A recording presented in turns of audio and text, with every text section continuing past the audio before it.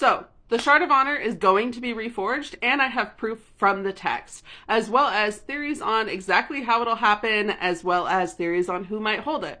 So this is a word of Brandon where Brandon got asked about Oathbringer and thought that he was being asked about the Honor Blades, but he does specifically say that these are literally the pieces of Honor Soul that he splintered off and formed weapons out of for the Heralds. So we do know that he's referring to the Heralds, and he specifically says that they are splinters of Honor Soul. What other splinters of a Shard Soul do we have in physical form? Well, you could compare this to Atium. It is Tanavastium. It is the god metal made from the god's body, and he specifically split his body into 10 pieces, which is a little bit easier to get a hold of than all of the pieces of Atium are.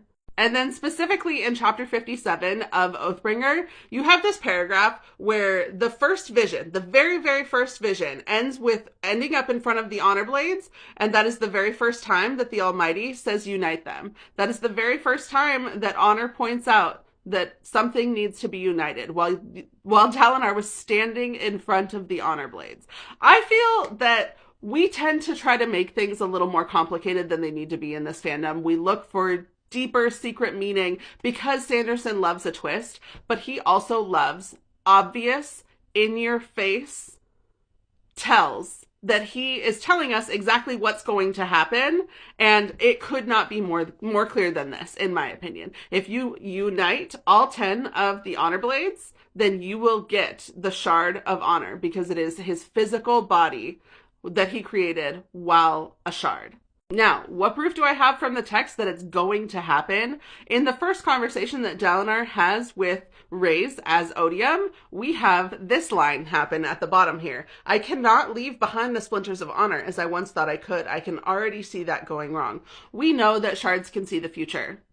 So how could it go wrong that Odium leaves behind the splinters of honor, if not for the fact that they could be united in the future?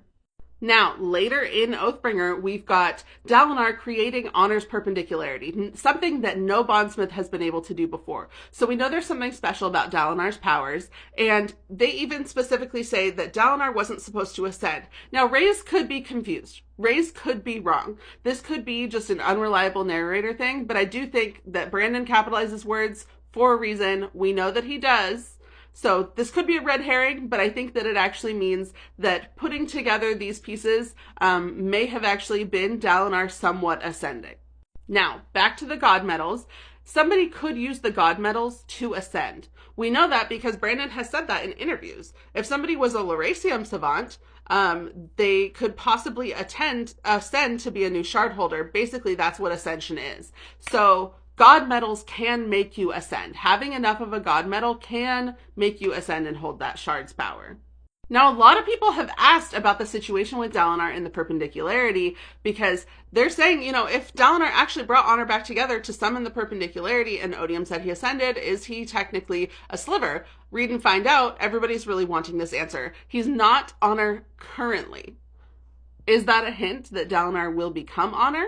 Is that a hint that the combination of Dalinar's power with the Honor Blades could make somebody into Honor? Now here's the conclusions from all of those pieces of information from the text and from words of Brandon. If you have enough of the god metal, which is a god's body, you can pull that together and ascend. Dalinar, using Honor's perpendicularity, made him potentially ascend temporarily. Now, I associate Dalinar and the perpendicularity more akin to holding the Well of Ascension. It makes you ascend for a little while, but you're not actually holding the shard. You're just holding enough of the shard's power that you are ascending for a while. However, if you combine Dalinar's power as a bondsmith with the fact that the Honor Blades need to be united, I think you could put the Shard of Honor back together. And we have experience of seeing Vin grab the mists, and once enough of the mists were within her, then the rest of the mists rush into her body, and she was able to ascend as preservation.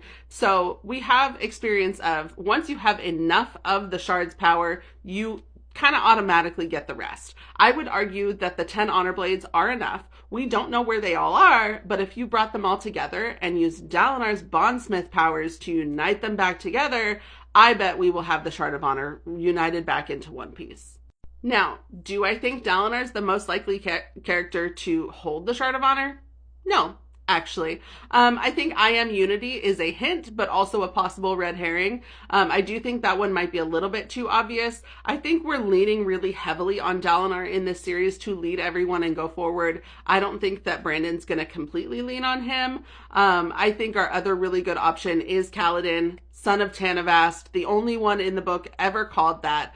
Also, the way that his plot line is going, the fact that when you ascend, you essentially end your life and live on in the spiritual realm as the holder of that shard. I think that's more likely to be where Kaladin's plotline is going. I have another video coming about Kaladin's plotline as a whole and where I think it's going. But I think Dalinar will be super important in forging the Honor Blades back together as Honor's body, so there is a shard to be picked up. What do you think? Is there enough evidence here to show you that Honor's shard is going to actually be reforged and that Dalinar's power is going to be enough to reforge it? Or do you need more? Is this a popular theory? I haven't heard it from anyone before. I got really excited while reading Oathbringer and seeing all of the really obvious hints.